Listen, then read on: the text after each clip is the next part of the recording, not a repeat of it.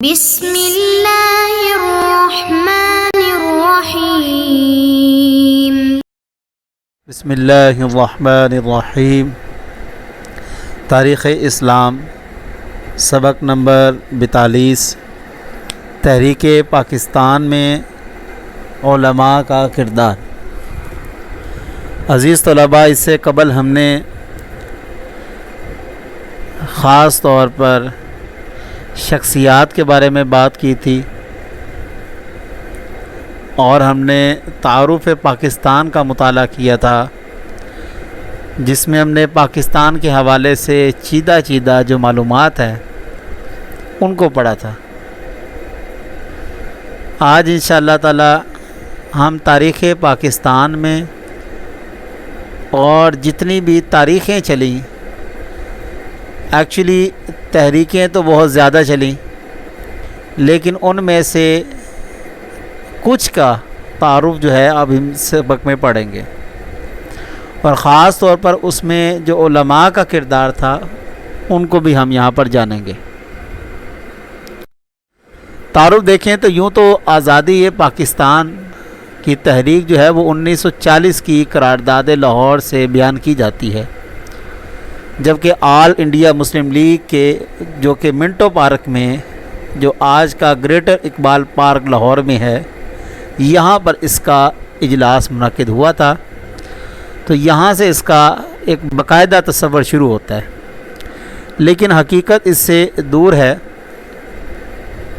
بانی پاکستان قائد اعظم محمد علی جناح کے بقول پاکستان کی بنیاد اس وقت پڑ چکی تھی جب سندھ کی سرزمین پر پہلے مسلمان نے قدم رکھا، یا پھر پہلا ہندو مسلمان ہوا۔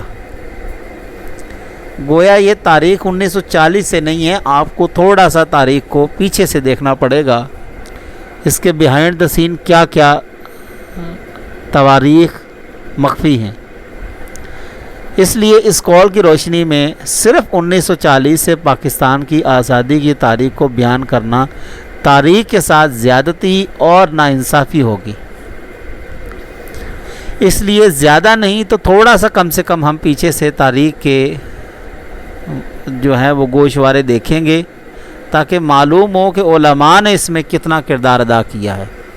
ہمارے ہاں جب بھی پاکستان کی تحریک یا تاریخ کے حوالے سے بات ہوتی ہے تو صرف سیاسی لیڈرز کو پیش کیا جاتا ہے، جبکہ علماء کرام کو اثر نو نظر انداز کر دیا جاتا ہے۔ سب سے پہلے اگر بات کریں تو شاہ عبدالعزیز محدث حق دہلوی 1728 میں حضرت شاہ ولی اللہ نے، جو کہ دلی کے محدث تھے، آپ کا خاندان اسلام اور مسلمان کی سربلندی کے لیے میدان میں آئے، اور اسی طرح پھر 1803 میں محدث دہلوی شاہ عبدالعزیز نے انگریزوں کے خلاف جہاد کا فتویٰ جاری کیا اور اس تحریک کی ابتدا کی۔ گویا یہ ساری کی ساری کاوشیں اور کوششیں تحریک پاکستان کے حوالے سے ہیں، اور اس تحریک کی کمان سید احمد شہید اور شاہ اسماعیل شہید نے سنبھالی تھی، اور بے شمار علاقوں میں انگریزوں کو شکست دی۔ اسی طرح 1831 میں یہ دونوں حضرات بالا کوٹ کے مقام پر بے شمار فقہاء کے ساتھ شہید کیے گئے۔ اس کے بعد اگر پیر جماعت علی شاہ صاحب کی بات کریں تو آپ نے تحریک پاکستان میں ہر طرح سے بھرپور نہ صرف حصہ لیا، بلکہ قائد اعظم محمد علی جناح سے رابطہ و مشاورت میں پیش رہے۔ پیر جماعت علی شاہ صاحب وہ شخصیت ہیں کہ جن کے پاس خود قائد اعظم محمد علی جناح کئی مرتبہ گئے۔ آپ نے اپنے مدارس کے طلباء کی بھی یہ ذمہ داری اور ڈیوٹی لگائی کہ آپ نے اس تحریک میں قائد اعظم محمد علی جناح کو اکیلا نہیں چھوڑنا۔ خود بھی آپ تھے اور آپ کے ساتھ ساتھ تلامذہ بھی تھے۔ آپ نے مسلم لیگ اور قائد اعظم محمد علی جناح پر مکمل اعتماد کا نہ صرف اعلان کیا، بلکہ تحریک کو آگے بڑھانے میں ہر طرح سے ممدوح معاون ثابت ہوئے۔ وائسرائے ہند کے نام آپ نے تار یعنی کہ خط میں آپ نے فرمایا مسلم لیگ مسلمانان ہند کی واحد نمائندہ جماعت ہے اور قائد اعظم محمد علی جناح اسلامیان ہند کے واحد لیڈر ہیں۔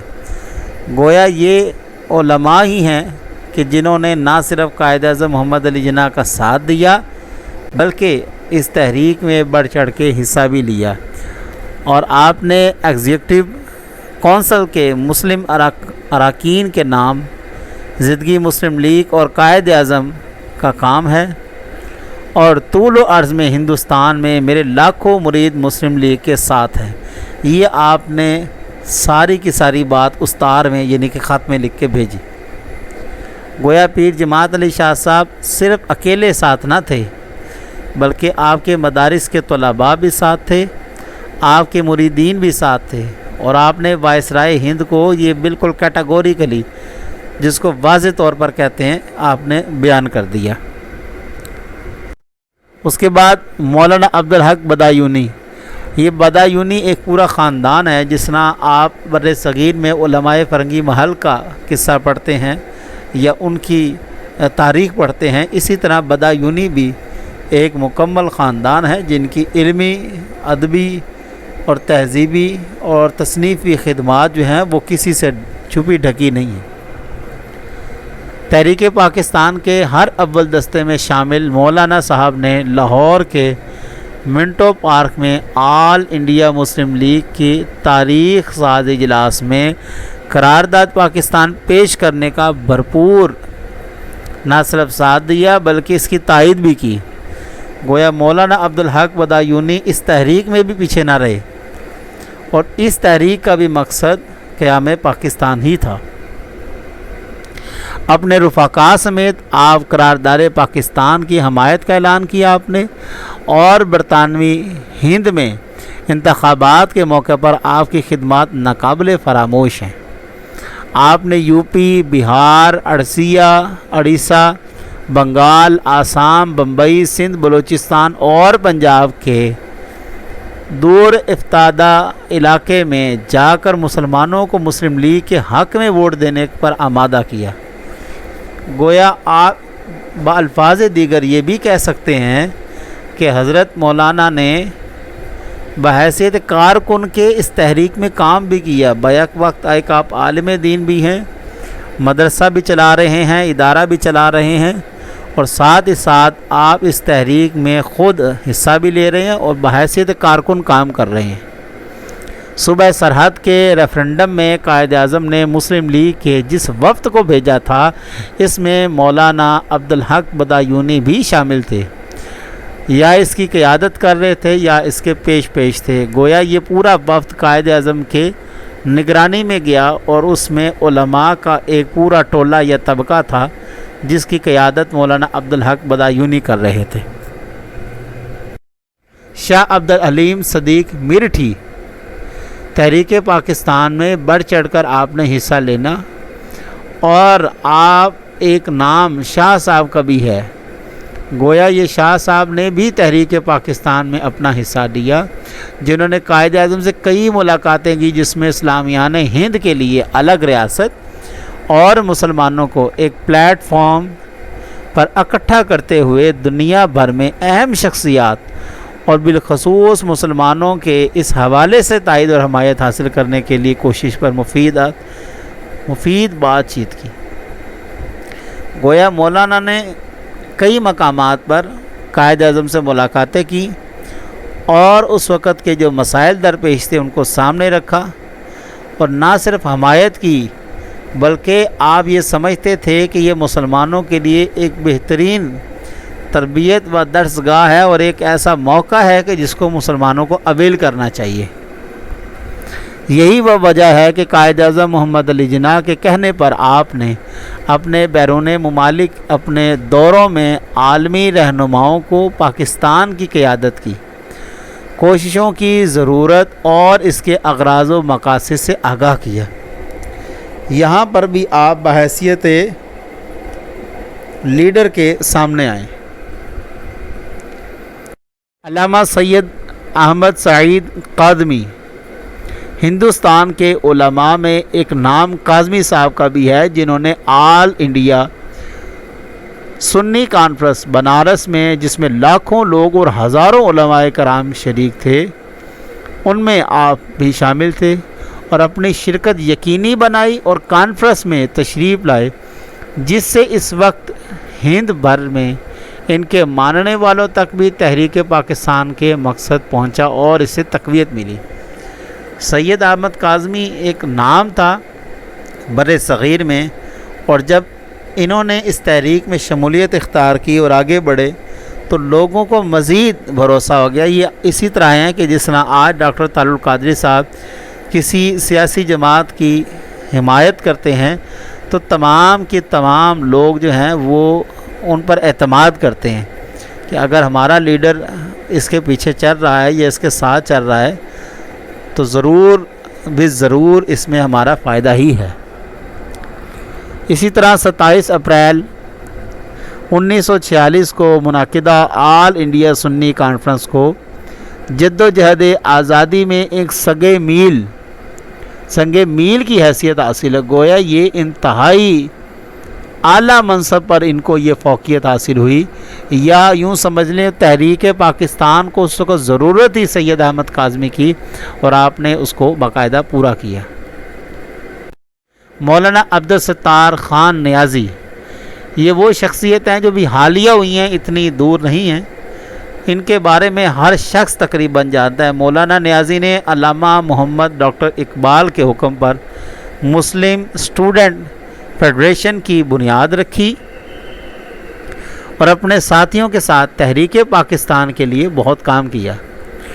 آپ کے بانی پاکستان کے ساتھ خط و خطابت اور ملاقاتیں بھی ہوئیں۔ قائد اعظم نے آپ کے لیے فرمایا، جس قوم کے پاس نیازی جیسے نوجوان ہوں اسے پاکستان بنانے سے کون روک سکتا ہے۔ گویا کہ قائد اعظم محمد علی جناح کے ساتھ ساتھ عبدالستار خان نیازی جو کہ جوانی میں تھے، آپ نے بھی بھرپور شرکت کی۔ اس کے بعد چند علماء کرام ہیں جن کا میں یہاں پر ذکر کرنا چاہتا ہوں۔ 1917 میں مکہ کی غداری کی وجہ سے حجاز مقدس سے شیخ الہند کو گرفتار کر کے مولانا حسین احمد مدنی، مولانا عزیز گل، مولانا حکیم نصرت حسین اور مولانا وحید احمد کے ہمراہ بحیرہ روم میں واقع جزیرہ مالٹا کی جیل میں جلا وطن کر دیا گیا۔ یہ تمام علماء جن کو اس کیس میں کالے پانی میں ڈالا گیا۔ 1919 عیسوی میں مولانا محمد علی جوہر نے انگریز خلاف تحریک خلاف شروع کی، بشمول مولانا شوکت علی اور ابو الکلام آزاد کے۔ یہ بھی انہی میں شامل ہے اور ان کو بھی قید و بند کا سامنا کرنا پڑا، اور اس کے متعلق ہم پچھلے درس میں پڑھ چکے ہیں۔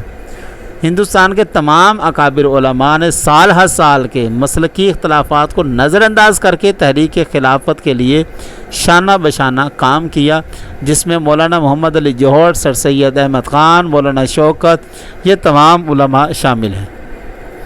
اسی طرح 1920 میں گاندھی جی اور مولانا ابو الکلام آزاد نے غیر ملکی مال کا بائیکاٹ اور ترک موالات کیا، جس کی تجویز انہوں نے پیش کی اور اس پر سب نے عمل کیا، اور اس کے بھی متعلق ہم پہلے پڑھ چکے ہیں تفصیلاً۔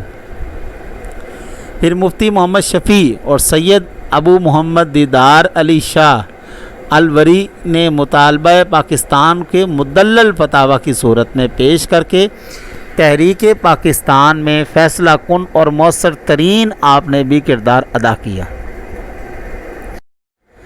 اب یہاں پر کچھ علماء کے حوالے سے قائد اعظم محمد علی جناح نے نہ صرف مبارکباد کے مستحق ٹھہرایا بلکہ ان کو کہا کہ یہ آپ کی کاوشوں کی وجہ سے ہیں، جس میں مولانا شاہ احمد نورانی کے والد ماجد عبدالعالم صدیقی قادری نے قیام پاکستان کے مطالبے کو عالمی سطح پر اجاگر کرنے کا اہم کردار ادا کیا، اور اس کے بعد مولانا نے بھی بہت ہی اہم کردار ادا کیا۔